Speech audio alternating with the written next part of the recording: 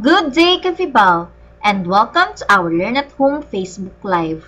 For the discussion today, the topic will be on Developing Higher Order Thinking Skills Part 2, Teaching Critical Thinking. Before we begin, take note of the following reminders. Make sure you are registered to the webinar to have your e-certificate of participation. Visit certificate.vibalgroup.com to generate your proof of attendance. Share the video using hashtag LearnAs1PH as our official hashtag to all our Vibal webinars. Experience learning ka Vibal! And now, to proceed with our webinar this evening, it is my pleasure to introduce to you our distinguished speaker today. Our speaker for today's Learn at Home session is an educator by profession and by heart. She has a degree in Bachelor of Secondary Education, major in English, and is currently completing her degree in Master of Arts in English with specialization in teaching English to speakers of other languages or TESOL.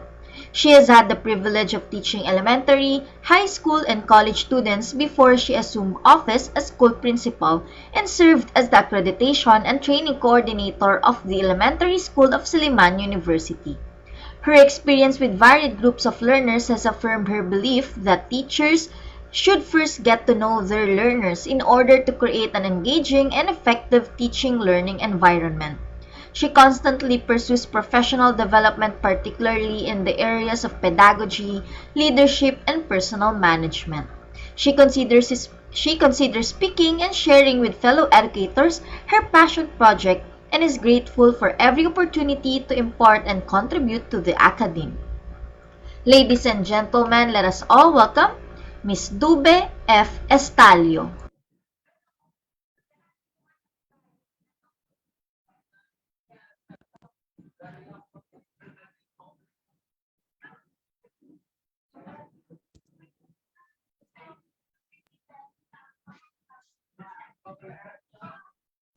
Good evening, fellow educators, and welcome to another Learn at Home session with Vibal. I will be your resource speaker for tonight. My name is Dobby Flores Estalio, and we are going to continue with part two of our Developing Higher Order Thinking Skills series. This time around, we will focus on teaching creative thinking. So, allow me to get started with our presentation by sharing my screen, and we're on our way to learning more about how to teach creative thinking skills. Okay, kindly just give me a moment to prepare and get my screen successfully shared. Okay, I believe you're seeing my screen now. The title of our webinar session is Developing Higher Order Thinking Skills, Part 2, Teaching Creative Thinking. Last week, we talked about teaching critical thinking. So I thank those who joined me last Friday. It was a very engaging and fun filled, I hope, inspiring session, judging from the comments and the feedback that you posted on the chat. And I'm glad that you showed interest in learning more about developing higher order thinking skills. Your presence tonight is proof of that, and I am very much grateful for you spending time with me and with Vibal for this evening in pursuit of your commitment to become better educators. So, tonight we shall focus on teaching creative thinking. Now, if you weren't able to join us last Friday, I believe you can still watch the recorded video of last Friday's session still here on Vibal's channel. I believe there's a lot that you can pick from that webinar session as well, which will also add to your knowledge tonight on teaching creative thinking. So let us get started. First, we address, of course, what we mean by creative thinking. And creative thinking basically refers to skills and techniques that nurture one's imagination in order to see beyond the usual. And the purpose for doing so is to create new ideas and new ways of doing things. So, creative thinking is not just creativity without any particular purpose, but it is creativity or using creativity and imagination with the sole purpose of creating new ideas, new systems, and new practices. Now, these are some of the more common creative thinking skills that we can use in our classrooms.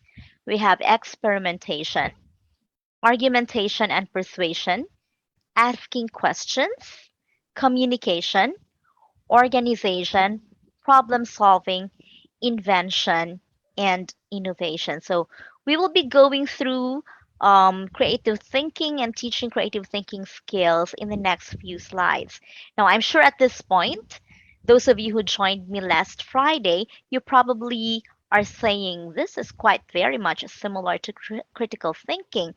And you are certainly right because creative thinking and critical thinking, as I have mentioned last Friday, do share some similarities, and we'll be seeing more of what these similarities are in a minute.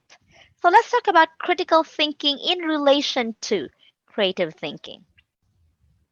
Now, when we say critical thinking, okay, I believe this Venn diagram, shows us exactly how similar and different the two thinking skills are. Critical thinking focuses on the thinking that we do when we judge or evaluate ideas, such as when we pose questions, consider perspectives, identify pros and cons, determine causes, predict effects, consider alternatives, avoid assumptions, look for proof, and draw conclusions. Creative thinking, on the other hand, is the thinking that we do when we generate or produce ideas. So, in critical thinking, we judge ideas, we make decisions based on these judgments. In creative thinking, we produce or create ideas. Still, questions are very much useful in creative thinking.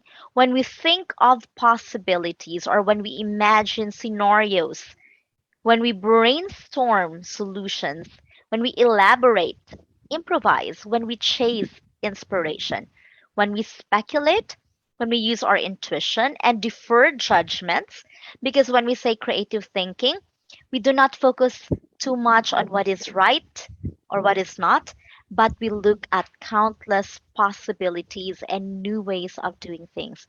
Therefore, judgments are not as highlighted in creative thinking as opposed to critical thinking, because what we always look for in creative thinking is the what if aspect. What if there is something better? What if there is something more? In fact, in creative thinking, we are to remember the acronym, or the word awe, which spelled out is AWE, because that stands for and what else. For creative thinking, we always think of and what else, and how else, and why else. So, creative thinking does involve our imagination and our intuition, our feelings. Critical thinking is based on evidence, based on proof, and not on our feelings and personal biases. Now, if we look at this infographic, which I adopted from the source, critical thinking is believed to be predominantly a left brain activity, while creative thinking is a right brain activity. Now, this is based on the theory of left brain, right brain dominance by Roger Sperry, which won him actually a Nobel Award in 1981. So if you're going to look at it, when we say creative thinking, we're talking about disciplined intelligence, mathematical intelligence, spatial intelligence, memory training, analytical reasoning, logical reasoning, while the right brain focuses more on using imagination, expressing emotions, problem solving, enhancing creativity, creating music and art forms. But this theory, which is very, very much popular up until this day, is actually believed to be just a myth, as some research and sources would show. Because according to neuroscience, while the left brain and right brain dominance theory is still very much popular, and while it is true that certain activities do occur in either right or left brain hemispheres, both hemispheres of the brain ultimately work together to enable human beings to carry out multiple functions. Case in point, you have, for example, a student or even you yourself who is very much good at solving math problems, which is a left brain dominant activity, and at the same time who is good in arts, which is a right brain activity.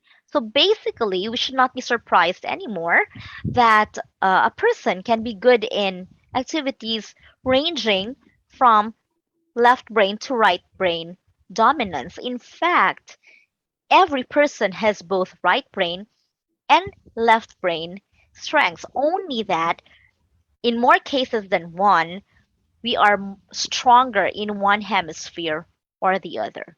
However, this does not mean to say that the left brain and right brain dominance theory is to be continued to be believed to be entirely true, because every human being uses, according to research, both hemispheres of the brain at about the same time and as much as or as frequently as they would their strong or dominant hemisphere of the brain. So it's good to know that we have maximized the uses of our brain, and that while it is helpful, the theory by Roger Sperry is true, but not in its entirety. Okay. And to prove that, critical thinking and creative thinking do have their overlap. One particular characteristic that is true to both and important to both thinking systems is problem solving. So while in critical thinking we analyze, we break down, we compare, we list, we sequence, and we rank, and while we activate our imagination in order to invent, to make changes, to design, and to create, in creative thinking, we do problem solving in both. We do improvements, designing, refining, combining, and inventing.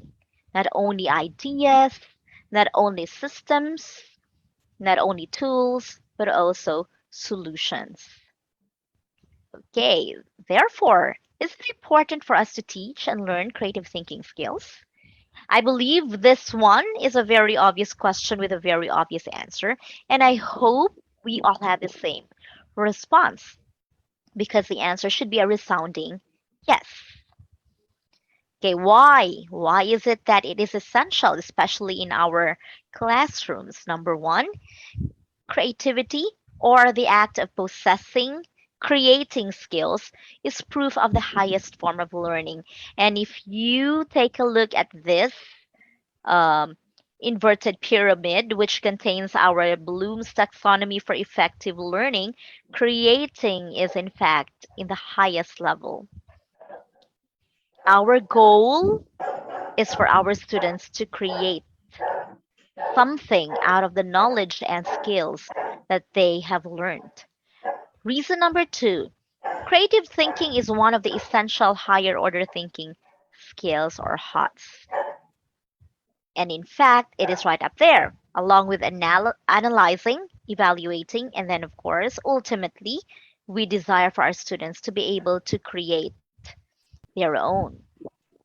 Next, creative thinkers are problem solvers. Well, this one is pretty much obvious.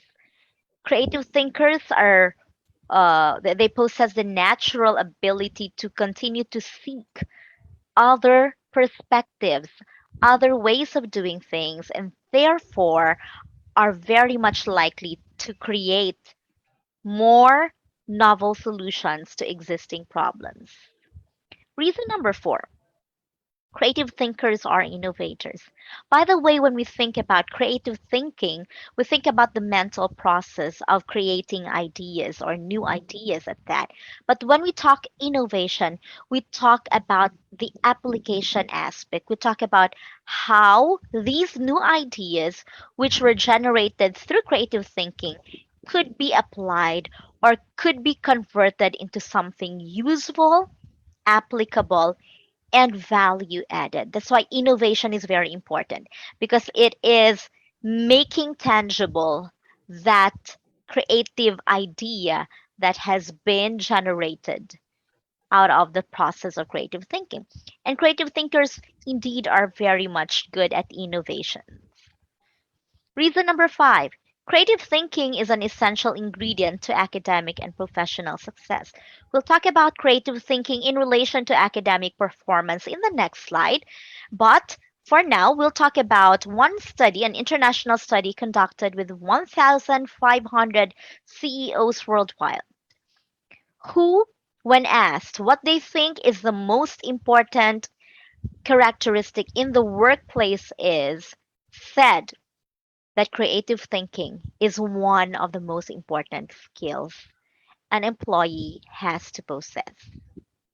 So, definitely the ability to create solutions, create new designs, create new ideas, create new systems is a must have for anyone who would ever need to seek employment or create employment. Reason number six, creative thinking increases happiness, self confidence, and boosts well being. People who are creative thinkers will not stop unless they are able to find solutions to problems. This makes them happier because they always have this idea or they always have this mentality that new ideas, new solutions are to be found. It's just only a matter of time before they come across or they create a new one.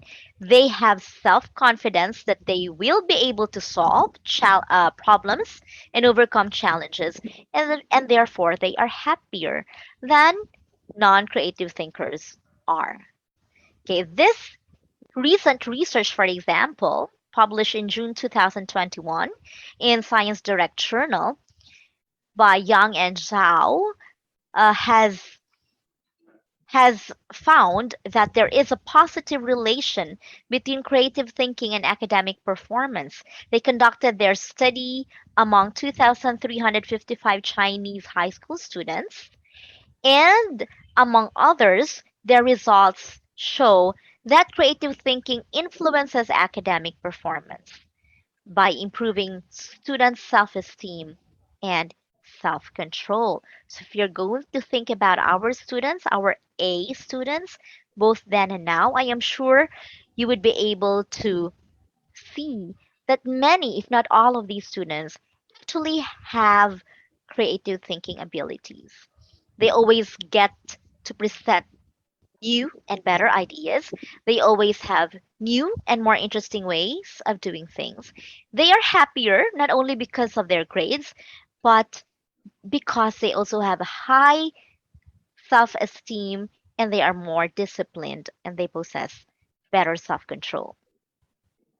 Reason number seven, creative thinking is a much sought after academic, workplace, and life skill. I've already presented earlier also that study about the 1,500 CEOs who agree that creative thinking is a much needed workplace skill. Apart from that, let us not forget that creative thinking along with critical thinking, are among the four C's of the 21st century skills, which we teachers are expected to teach our classes. Okay, critical thinking here is described to be looking at problems in a new way and linking learning across subjects and disciplines. And creativity or creative thinking is the process of trying new approaches to get things done. And this equals innovation and invention, creation and making value added, applying and creating value added processes, systems, and even tools. Another important study to prove our point is this study on how businesses see the need for investing in creativity experience. And according to this study, 78% of the respondents believe that it increases employee productivity. 80% state that creativity results in satisfied customers. 78% agree that creative thinking equals producing better customer experience. It fosters innovation, according to 83%, and that it leads to better financial success, according to 73% of the respondents. Now, if we think about it, creative thinking does not just work well for our students in the classroom, but also in life. So, this very colorful and really creatively done infographic which I sourced from teachthought.com, shows us 12 benefits of creativity. Number one, creativity is multidisciplinary, so you can use it, right? Regardless of not only content or subject area, but even regardless of tasks and situations. Number two, creativity allows you to express yourself. It also promotes thinking out of the box and problem solving. Number four, creativity reduces stress and anxiety. When you always have ready answers for your questions and solutions to your problems, then definitely the stress and anxiety rate will go down. Creativity allows you to enter your happy zone and have fun. It also gives a sense of purpose. There's always this sense of finding and creating something better to solve a problem, for example. Number seven, creativity leads to feelings of accomplishment and pride. I agree with this one. If you get to solve problems or create solutions to existing challenges, then who wouldn't feel happy and proud and accomplished? Creativity can link you to others with the same passion, and it can improve your ability to focus. Number 10, creativity promotes risk taking and iteration. Number 11, it is a prerequisite for innovation. And number 12, creativity encourages us to be lifelong learners. Creative thinkers are always on the lookout for ideas, always on the lookout for solutions, and they are always constantly educating themselves.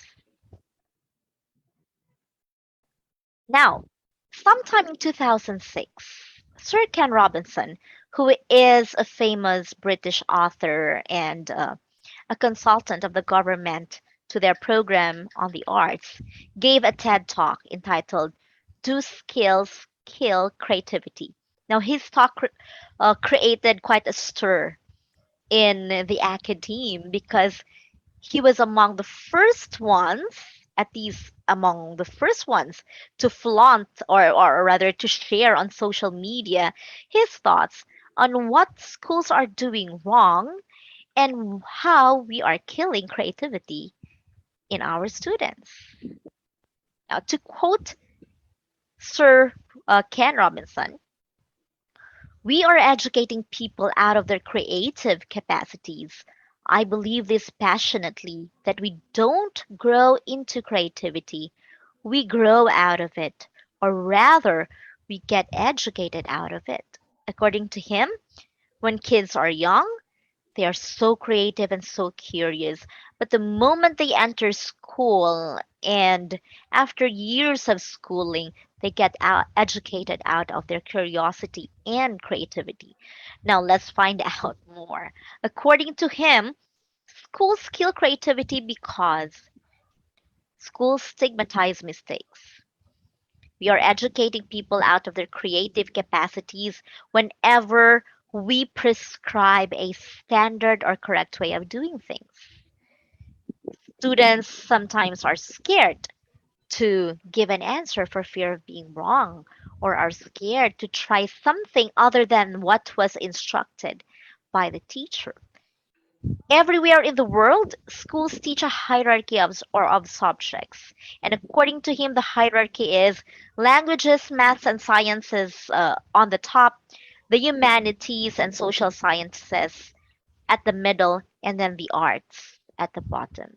So, given this perspective, there is really less focus given on the arts, which is one of those disciplines that teach creativity.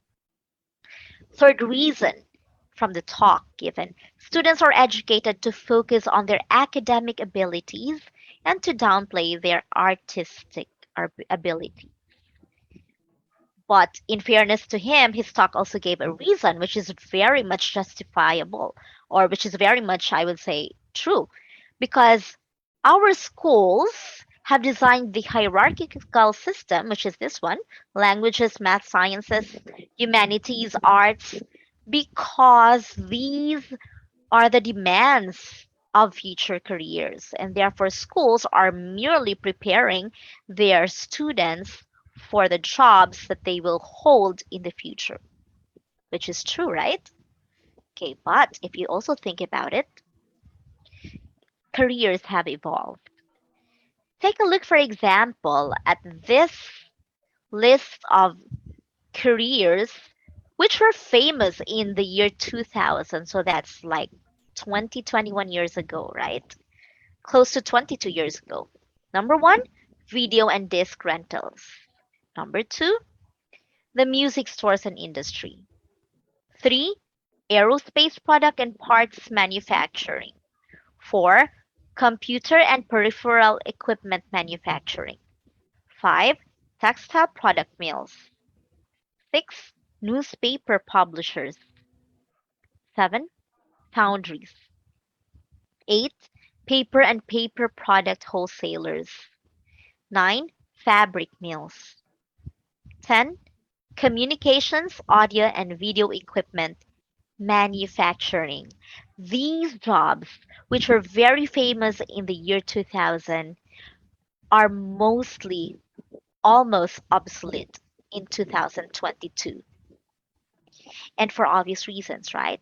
For instance, we don't have to buy videos and CDs anymore. We don't have to purchase, not as often though, let's say CDs of our favorite music, thanks to the internet, thanks to different applications such as Netflix, for example, Spotify, and iTunes. We don't even use as much paper anymore because there's what we call texting and what we call email these days. And you don't have to buy a lot of peripheral audio and video equipment because almost everything can be found in a single device, which is the cell phone, which is the laptop, and the mini versions of the big computers that we come to know of first in the late 1990s. Careers have indeed evolved. In fact, these are the careers that are found to be among the top 15 in 2021. One is frontline e-commerce worker. So you didn't have these famous jobs back in 2000, but now they're among top for last year. Next, loan and mortgage experts. Third, healthcare support staff. Fourth, business development and sales professionals. Five, workplace diversity specialists, such as the diversity coordinator. Now, jobs these days have become more globalized, and therefore there is a need for diversity, equity, and inclusion in the workplace. And therefore, there's a need also for people to fill the posts of diversity managers and coordinators. You have digital marketing professionals such as social media managers and marketing representatives, nurses and nursing care assistants. You have education professionals, and that's us. And thankfully, we are very much relevant still, even up to this day. You have digital content creators, such as writing consultants, bloggers and vloggers, and podcasters. You have professional and personal coaches. Example, life coach, fitness coach, financial coach, and all sorts of coaches. Specialized engineers such as web developers and game developers. You have mental health specialists. You have user experience professionals. Number 13 up to 15 are the IT experts or computer related specialists. You have data science specialists and artificial intelligence practitioners. Now, if you would compare the jobs in 2000 to the jobs in 2021, a lot of change has happened. And much of it has been due to the changes, not only in technology, but also in health, such as you have healthcare support staff, nurses, and nursing care assistants entering these top 15 jobs. Technology wise, it's obvious you have a lot of technology related job offerings here. Globalization has given way to workplace diversity specialists, for example. Okay. And the more important question to ask here is based on the jobs in this slide compared to the jobs in 2000 as presented in the previous slide, haven't you noticed that there are more and more jobs that do not necessarily require a degree or a diploma, but a lot of creativity, such as number 9, digital content creators. You don't have to graduate with a degree in blogging or vlogging, for example, in order for you to actually make a career out of doing so. You don't need a degree, for example, in digital marketing just so you could become a social media manager. Although some do take courses, but it is not a requisite, right? It's not a prerequisite. Not like becoming an education professional wherein you have to really be a graduate of the education field and to take up licensure and the like, at the very least, at the minimum. But the bottom line is the world has, through the years, learned to see creativity as a very important skill. Critical thinking is a given and it has been focused on for eons already, but critical thinking has not been given as much attention as, I mean, creative thinking has not been given as much attention as critical thinking as it has been in recent years. And that is exactly the reason why we have to evolve. We have to make changes in the way we teach because our students will be working, will be making a living in a world that will require them to have creative thinking abilities, among other life skills. Sir Ken Robinson again says creativity now is as important in education as literacy, and we should treat it with the same status. And in fact, he adds that we will not be around to see the future, but our students will. And it is our job to prepare them for it. So, the bottom line here is if our students need to be able to survive in a world that demands creative thinking, then how do we prepare them for it? How can we teach them creative thinking in our classrooms? Here are some ways by which we can do that. First, we give our students reading, problem solving, and creating activities. Okay, you might ask why reading? Okay, reading is not just limited to reading books or even e content, but reading is also synonymous with listening to podcasts or watching videos. Okay, so basically informative materials that will require them to learn new ideas, problem solve, and do creation. Okay, first, this is because we'd like to expose them to a lot of ideas and perspectives. Next, we would like to challenge them to create their own.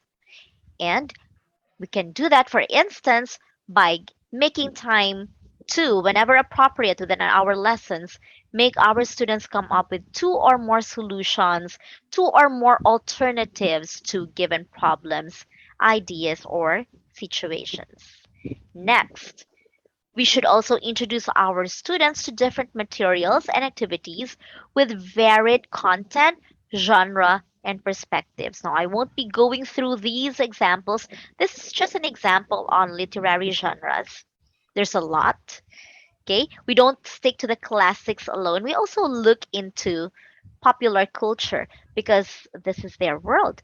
And pop culture these days are mainstream, not just the classics, but pop culture in all forms have become mainstream. Take a look, for example, at blog number at number 7. You have manga at number 10, and you have doodle fiction. These things were not taught in class, let's just say 3 decades ago.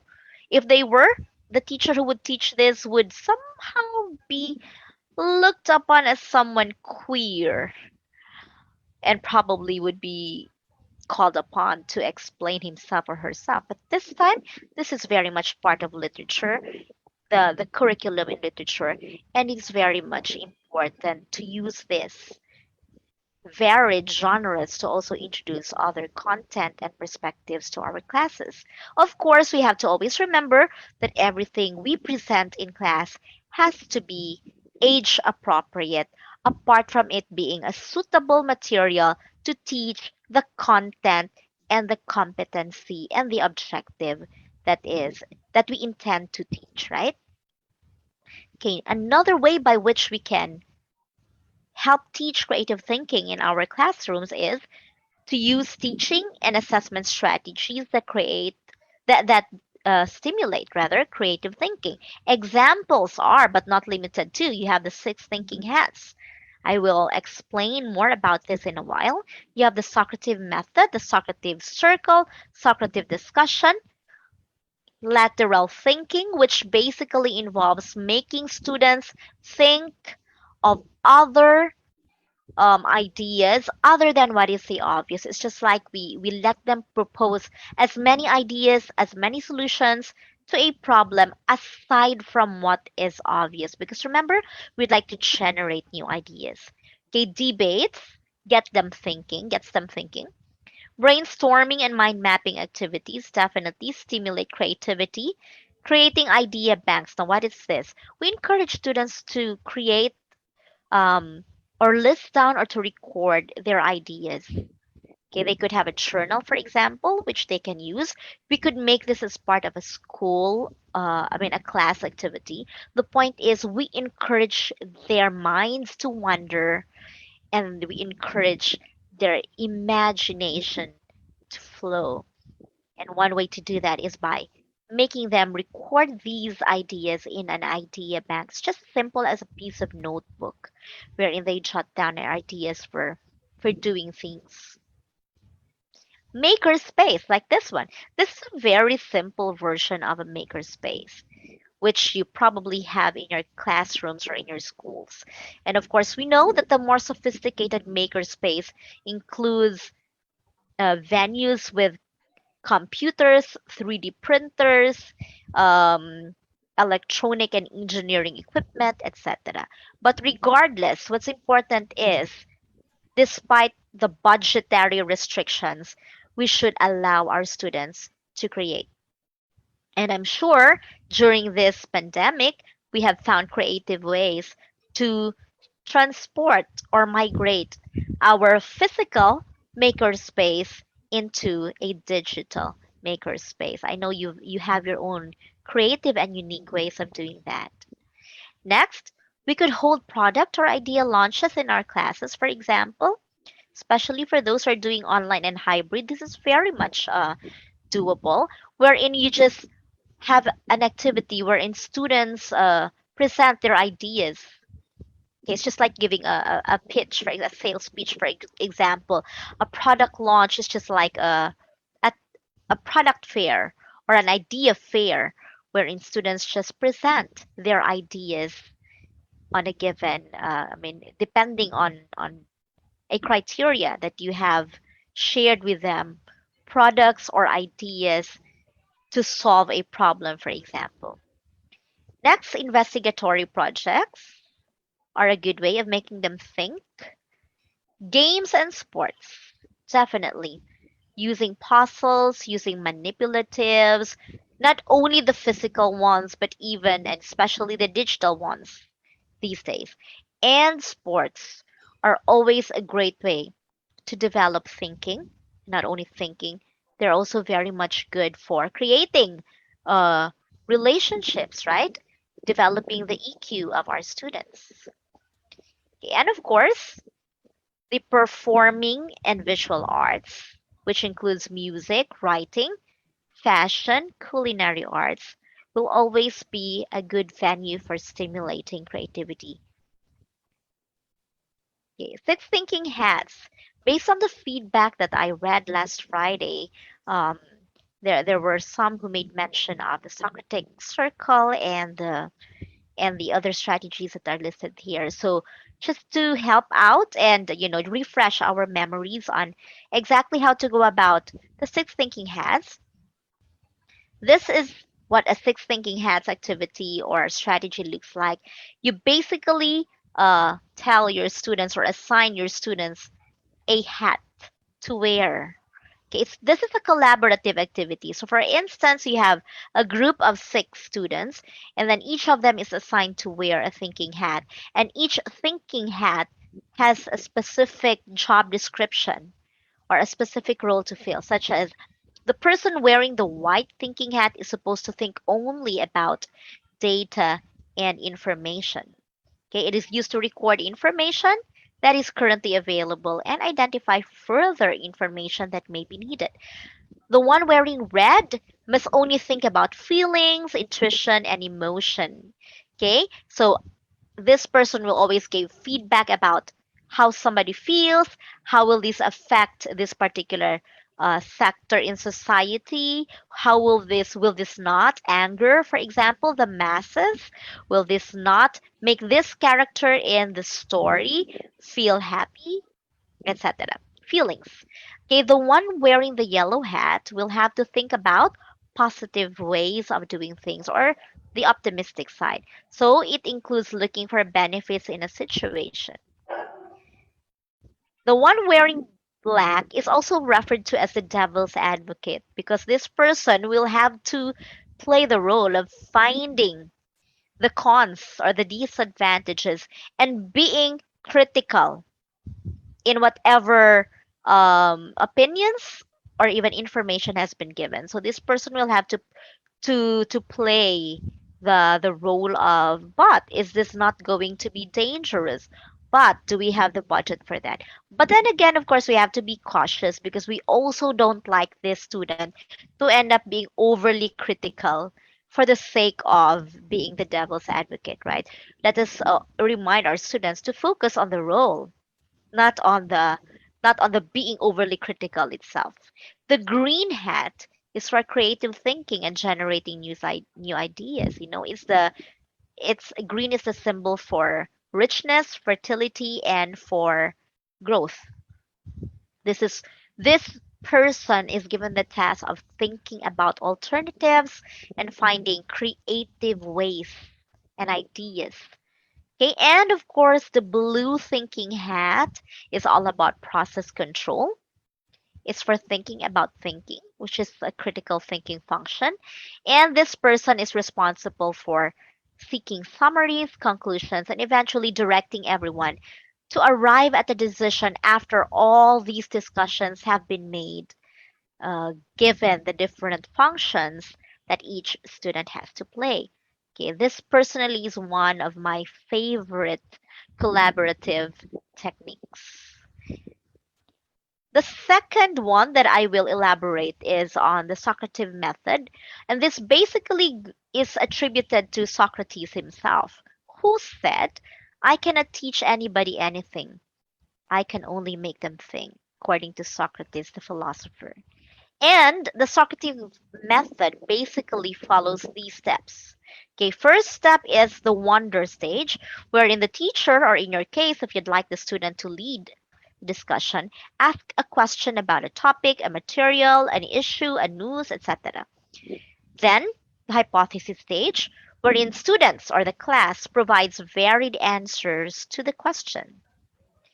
Third, refute and cross examine. Of course, after somebody has given an idea, after people have given their ideas, there will have to be students who would counter those ideas by asking questions. Okay, so it's basically a method that is used to generate more questions by starting off with a question in itself.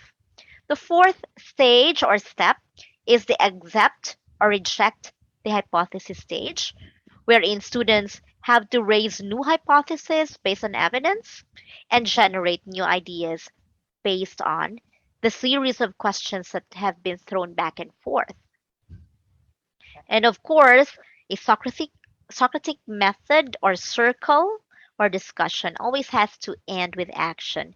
The class has to summarize the discussion all the ideas generated from all those questions and agree on the best answers or solutions. Again, the point of the Socratic method is not so much as to generate answers as it is to generate questions, because it is in asking questions that we find new ideas and create better solutions. Okay, but the bottom line is you don't even have to remember the different steps. The point is, the heart of the Socratic method is not so much as to arrive at the best answer, but to create better questions and generate ideas. So how do you get started?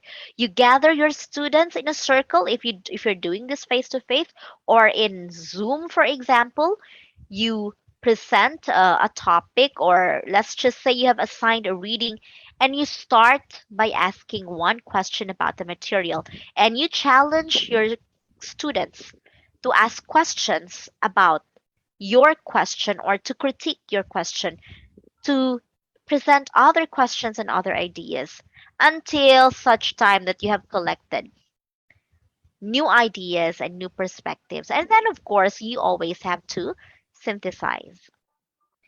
So if you haven't tried this one yet, you kindly give it a go.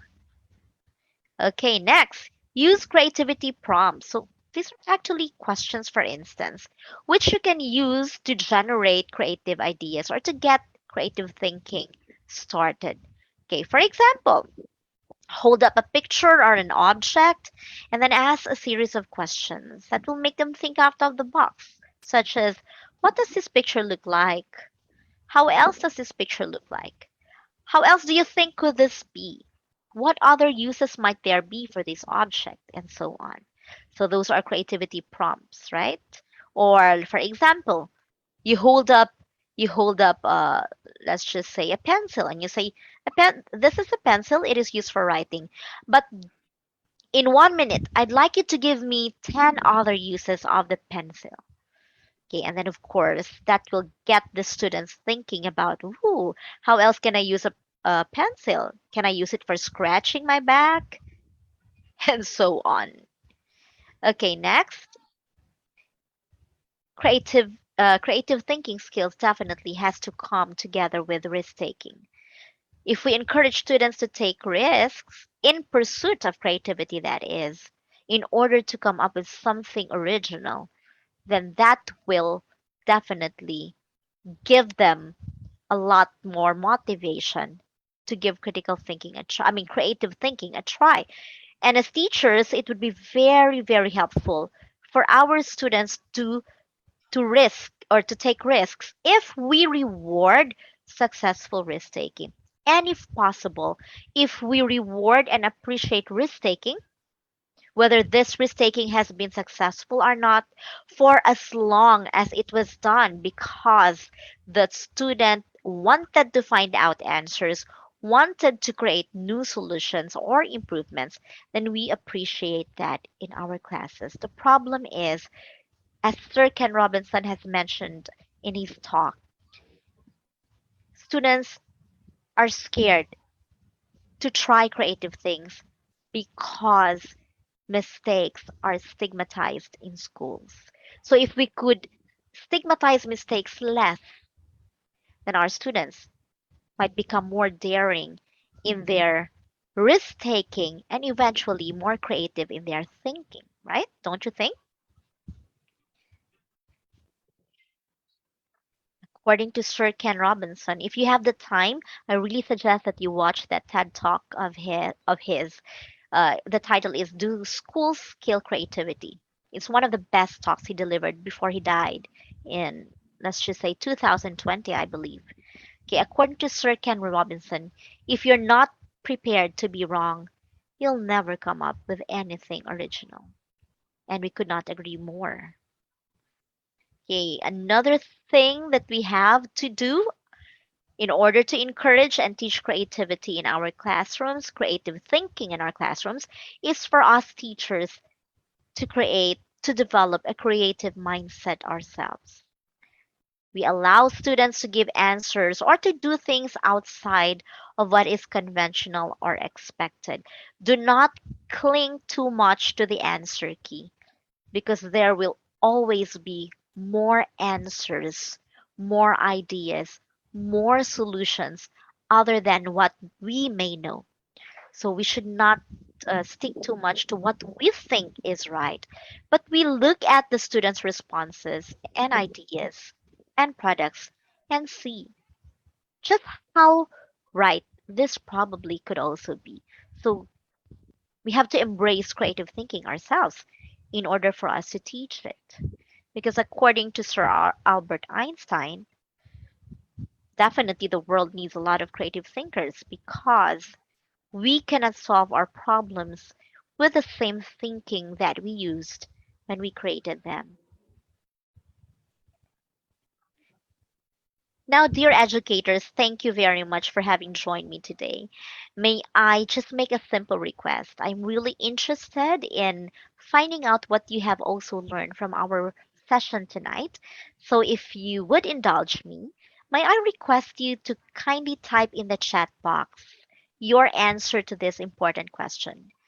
What important thing that you have learned tonight will you apply in your classes? Okay, I'd love to read your responses. I will continue to read them even after this call is over. But please, I really would like to know. I'm very curious, I'm very interested, and I would also like to hear your thoughts on the matter and to learn from you as well. So kindly type your brief response to the question, what important thing that you have learned tonight will you apply in your classes?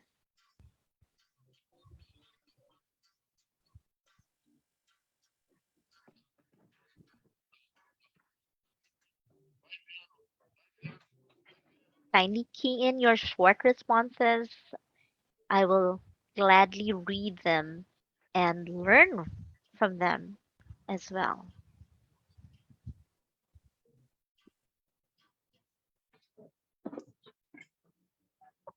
Okay, kindly keep the responses running.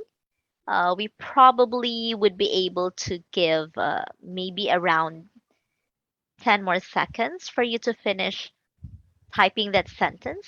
Now, by the way, you can just write a phrase, a word if you want to, a sentence if you want to. The point is, I hope that you have learned something and I hope that you will be able to apply something from tonight. And I would really love to see what particular realization or application this webinar session would create on the way we do things in class. Okay, thank you very much for your responses. Let me just leave you also with this verse from Ephesians chapter 2, verse 10. For we are God's handiwork, created in Christ Jesus to do good works, which God prepared in advance for us to do. So let's not lose heart.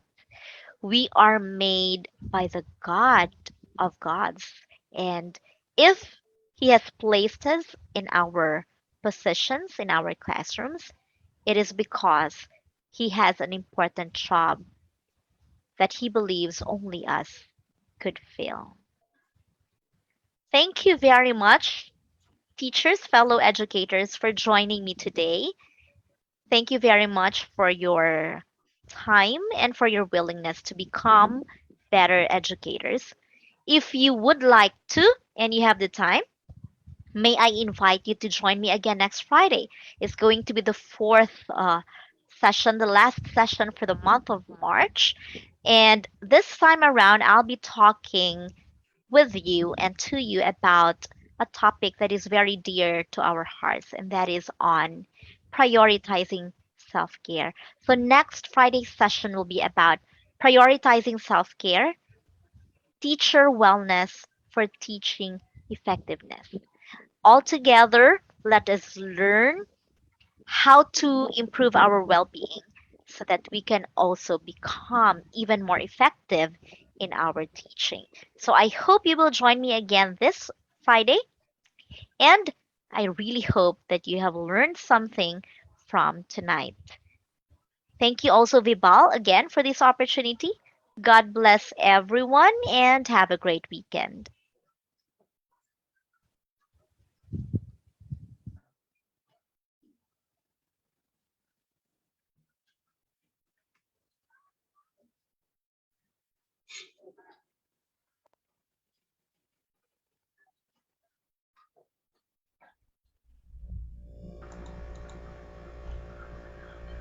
There we have it. In behalf of Vibal Group Incorporated, I would like to thank our speaker for today for this indeed very eye-opening and insightful learning session. It is an honor to have you with us today, ma'am. And to all our Kavibal viewers, all thanks to you for your continuous patronage to all our daily learning session. Don't forget to register to get your e-certificate of participation. The link is in the caption of this webinar. We also encourage you to subscribe and watch on our official Vival Facebook and YouTube channel. Muli maraming salamat at magandang araw sa ating lahat.